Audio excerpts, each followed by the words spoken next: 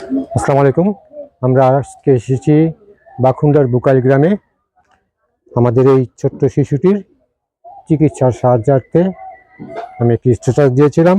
সেই স্ট্যাটাসের প্রেক্ষিতে মানবতার আলোকবর্তিকা হয়ে যে সকল মহৎ প্রাণ ব্যক্তিগণ ঔদার্যপূর্ণ অবদান রেখে সাহায্যের হাত বাড়িয়ে দিয়েছেন, আজকে তাদের সাহায্যের সমুদয় অর্থ শিশুটির পিতার হাতে আমরা তুলে দেব।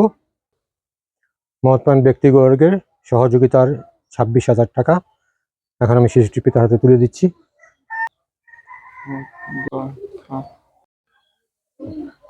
আসসালামু আলাইকুম। আমি এই 26,000 টাকা পাইছি।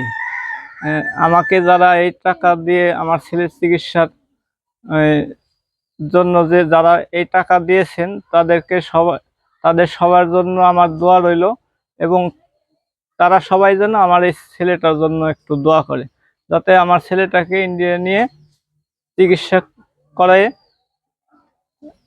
সুস্থ করে বাড়ি ফিরে আসতে পারি। আমার জন্য সবাই দোয়া করবেন। মানবতার আলোকবর্তিকা হয়ে একটি শিশুর জীবন বাঁচাতে, একটি শিশুকে সুস্থ করে তুলতে যে সকল মহৎপ্রাণ ব্যক্তিবর্গের ঔদার্যপূর্ণ অবদান আজকে আমরা এই দরিদ্র পিতার হাতে তুলে দিতে পারলাম। মহান রব্বুল আলামিন তাদের এই সদকাকে নিশ্চয়ই কবুল করবেন। আল্লাহ তাআলা তাদের এই সদকায়ে জারিয়ার ওসিলায় তাদের সকল আশা আকাঙ্ক্ষা পূরণ করে দিন, তাদের দুনিয়া এবং আখিরাতের সুসংবাদ দিন।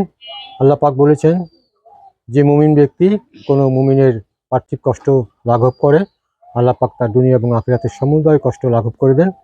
আল্লাহ পাক তাদের সকলকে সুস্থ রাখুন, ভালো রাখুন, সর্বাবস্থায় হেফাজত করুন। তাদের পরিবার পরিজন আত্মীয় স্বজনদের মধ্যে যারা প্রয়াত হয়েছেন, আল্লাহ তাআলা তাদের সকলকে মাগফিরাত দান করুন।